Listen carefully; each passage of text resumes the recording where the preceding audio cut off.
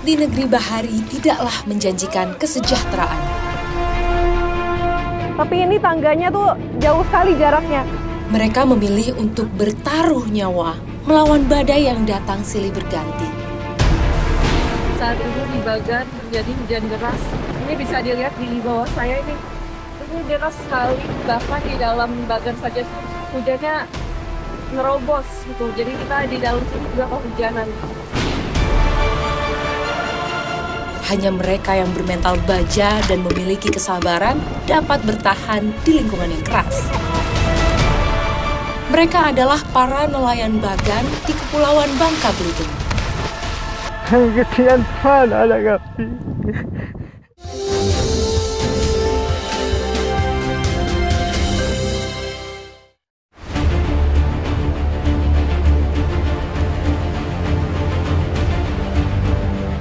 Kali ini saya menjumpai keluarga Nasir di Desa Kurau, Koba, Kepulauan Bangka Belitung.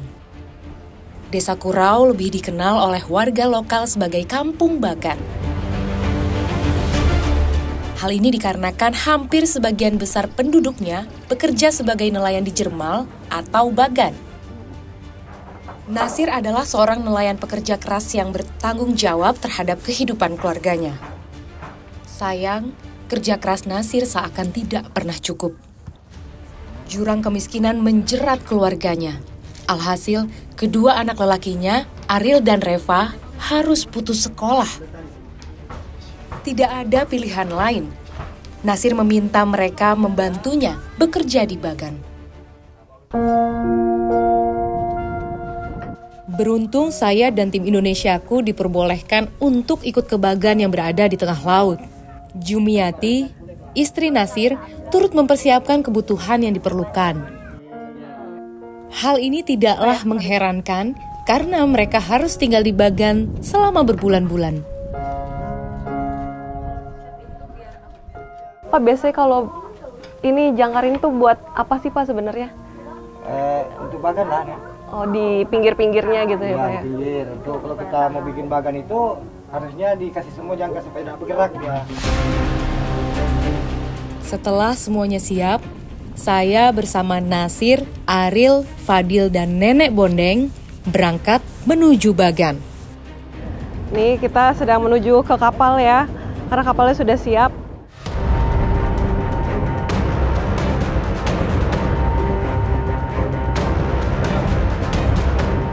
Kapal ojek menjadi satu-satunya transportasi untuk menuju ke Bagan. Biasanya, perjalanan ke Bagan akan memakan waktu kurang lebih 2 jam. Siap-siap loh. Jadi ini adalah posisi muara yang terkadang menghambat nelayan itu untuk keluar masuk di jam kapanpun. Karena di sini terjadinya pendangkalan. Seandainya pemerintah memberikan peran gitu untuk membantu untuk mengaduk pasir di sini, maka nelayan bisa jalan di jam berapapun.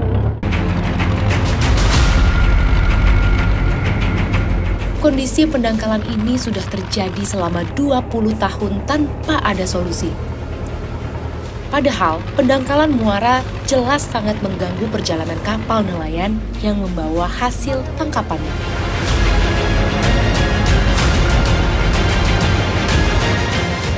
Setiap hari, kapal ojek ini hanya memiliki 2 jadwal berlayar, yaitu jam 2 pagi untuk pengantaran dan jam 5 sore untuk penjemputan.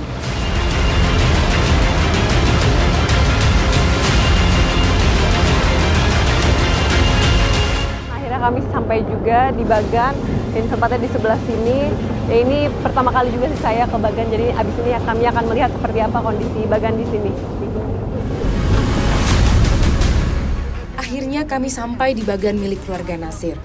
Bergegas saya dan teman-teman menuruni kapal dan naik ke Bagan.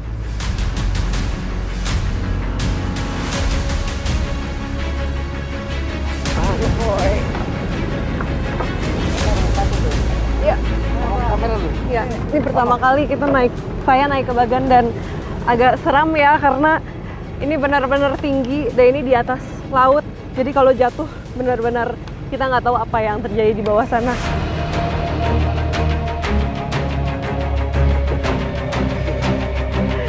Iya. Iya. Oh, Bapak mau maju. Enggak, Lula tenang. Jadi inilah kesulitan di atas bagan, jalannya harus hati-hati sekali karena di sini kayunya juga banyak yang udah lapuk. Jadi harus saling bahu-membahu untuk berjalan di sini. Seperti inilah Bagan, tempat Nasir dan keluarganya mencari nafkah. Bagan merupakan alat tangkap ikan yang menyerupai rumah panggung di tengah laut. Menggunakan kayu gelam, tiang pancangnya ditancapkan jauh ke dasar laut.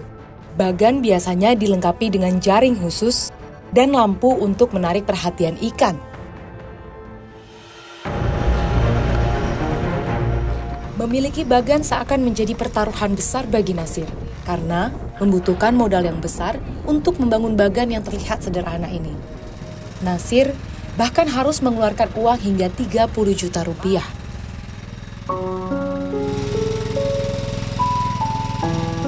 Selain Ariel dan Reva, terkadang Fadil juga ikut beberapa hari di Bagan.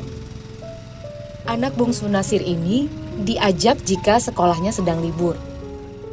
Fadil yang masih berumur 10 tahun ini senang untuk memancing cumi dan ikan-ikan kecil yang banyak berada di sekitaran Bagan.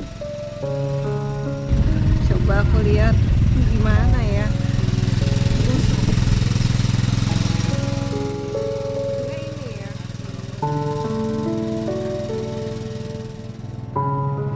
Meskipun Fadil masih kelas 4 SD, namun ia sadar untuk membantu bapaknya yang mungkin kesulitan untuk mencari cumi dan lain-lain. Makanya seringkali Fadil datang ke sini dan mencari cumi untuk nantinya dijual ke pelelangan.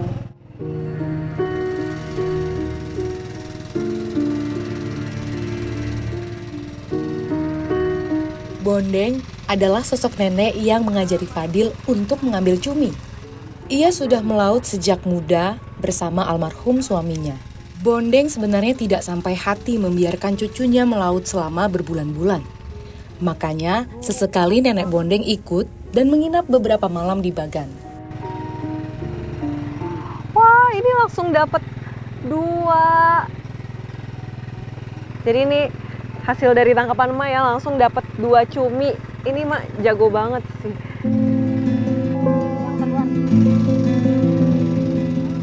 Karena Nenek udah berumur ya Nek ya, kenapa sih masih ke laut ngambil ikan, ngambil cumi gitu? Karena aku hobi ke laut.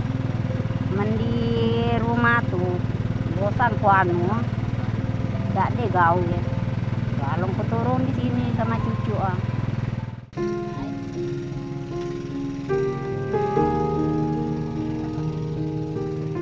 Melihat Nasir yang sudah kerepotan untuk menafkahi keluarganya, Bondeng tak mau menjadi beban. Ia lebih memilih untuk tetap bergerak dan membantu sedapatnya.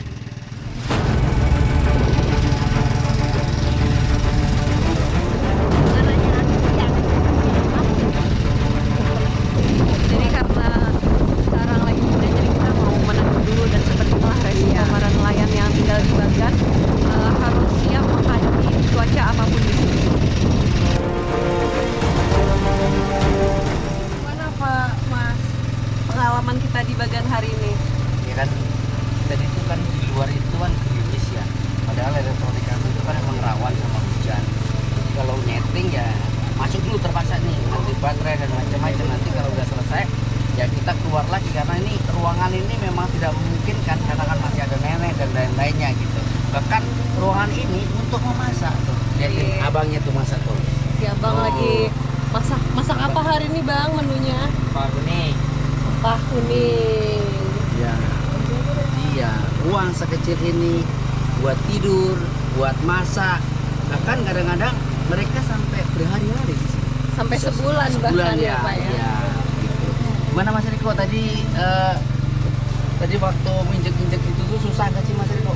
Ya, dan baru pertama di Bagan itu saya itu agak mau jatuh gitu, jadi harus benar-benar ngatur keseimbangan, apalagi juga bawa kamera, jadi harus benar-benar hati-hati. Setiap hari, proses pengambilan ikan dimulai pada jam 8 malam. Hal ini dikarenakan ikan yang lebih aktif bergerak di malam hari. Selain itu, Posisi pemutar yang berada di pinggir bagan membuat nelayan beresiko terjatuh atau terpukul. Lampunya kenapa Pak harus dimatiin? Karena kita nih yang ikan di luar itu bisa masuk semuanya ngumpul. Bisa ngumpul ke bawah ini. Oh gitu, kalau lampu nyala kayak gini nggak mau ya Pak? Ya, lebar ikannya. Metode menyalakan sedikit lampu dapat memancing ikan untuk mendekat. Karena dengan adanya cahaya, serangga dan plankton akan datang dan menjadi makanan ikan. Seringkali, nelayan kurang beruntung ketika menarik jaring. Jika dipenuhi ikan, terkadang jaring malah robek atau putus. Nasir bersyukur, tangkapan ikan hari ini terbilang cukup banyak. Pada masa-masa sulit, Nasir pernah merugi akibat tidak mendapatkan ikan sampai 1 minggu. Ada banyak faktor yang mempengaruhi jumlah tangkapan ikan, seperti kondisi alam, waktu melaut, dan keberadaan ikan di laut. Bagi para nelayan bagan, kondisi alam seperti cuaca menjadi penentu utama akan jumlah ikan yang didapat.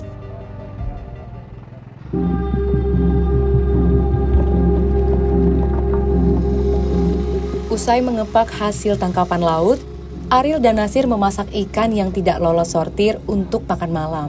Saking sempitnya, satu keluarga aja tuh belum tentu bisa muat di sini ya, apalagi dengan kedatangan kita bisa mempersempit tempat lagi. Menurut saya rasanya cukup lezat.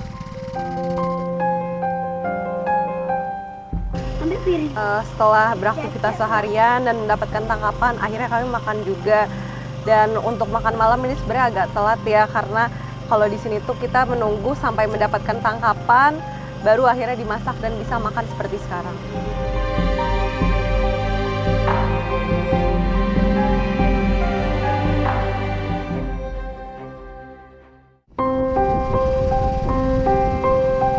Karena keterbatasan ruang, sebagian dari kami harus tidur di luar.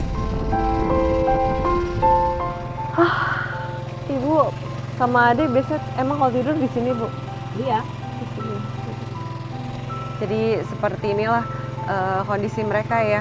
Makan, istirahat, dan tidur harus di sini. Bisa dibayangkan apabila hujan, badai di tengah laut seperti ini, airnya tampias, itu sedih sekali sih.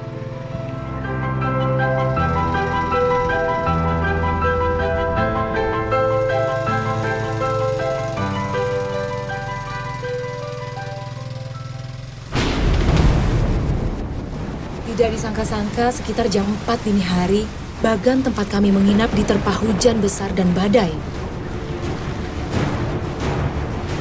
Saat ini di bagan terjadi hujan deras. Ini bisa dilihat di bawah saya ini. Ini deras sekali, bahkan di dalam bagan saja hujannya nerobos gitu. Jadi kita di dalam sini juga kehujanan.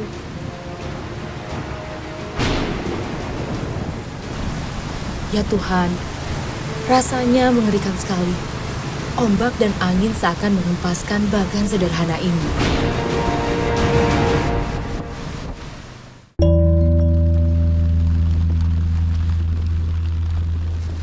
Alhamdulillah, kami semua dapat melewati malam yang berat. Senang sekali rasanya dapat melihat kembali mentari pagi yang membawa harapan. Pagi ini, Nenek Bondang masih sibuk menangkap cumi. Sementara Nasir dan anak-anaknya sibuk menjemur ikan. Para nelayan sudah bekerja keras semalaman, tapi pagi tetap harus bekerja lagi. Seperti ini, kita sedang menjemur ikan, meskipun cuacanya tidak bagus, tetap harus dijemur.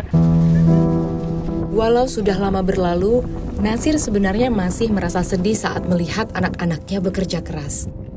Ia merasa gagal membawa anaknya untuk menuntaskan pendidikannya. Ya anak-anak ini kadang-kadang kemarin awalnya ikut turun mancing ke bagan. Mungkin kebetahan diam di bagan karena ekonomi kami ini nggak bisa. Jadi anak-anak tuh putus sekolah.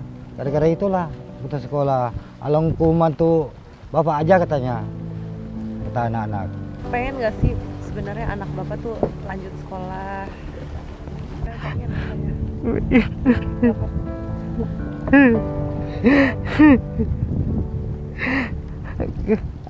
Kami kesian sama anak kami.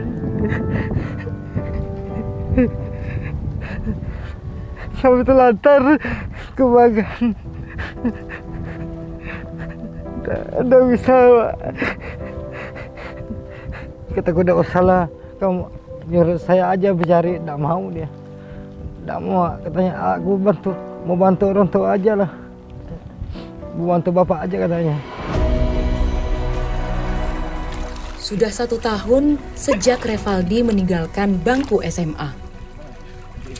Cita-citanya menjadi polisi harus ia relakan demi membantu orang tuanya mencari nafkah. Saya pengen bantu orang tua aja, Kak. Ekonomi orang tua saya sulit, Kak. Untuk adik-adik saya sekolah. Sampai sekarang masih kepengen nggak sekolah lagi? Pengen, Kak. Kamu Mau gitu. pas sekolah cita-citanya jadi apa? Cita saya jadi polisi, Kak. Ya, cuman nggak kecapek, Kak.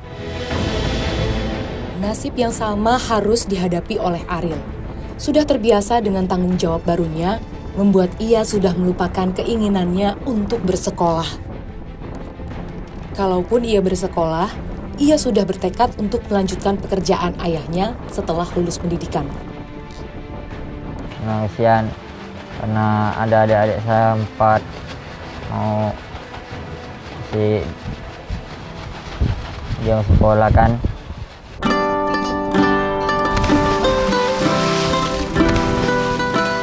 Nasir sudah mengajari Ariel dan Revaldi segala keperluan yang dibutuhkan di Bagan. Salah satunya adalah cara merawat Bagan. Kaki-kaki Bagan perlu dicek secara rutin untuk memastikan tidak ada kerusakan seperti retak, lapuk, atau bocor. Hal ini ditujukan agar struktur Bagan tetap kuat dan tahan lama.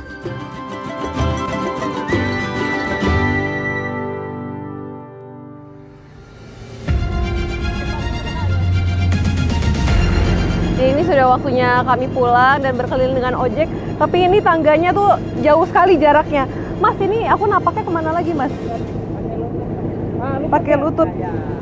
Di mana sini? Sini. Jangan. Biasanya di mana? Di sini, beneran. Kuat nggak?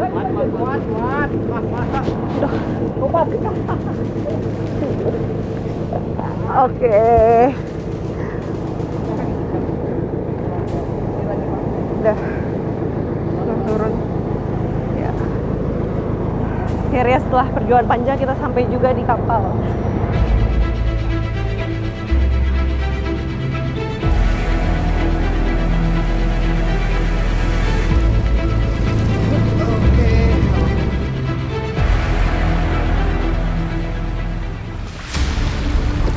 Berat sekali dan lumpurnya juga mempersulit pergerakan tuh, terasa sekali dorongnya tuh.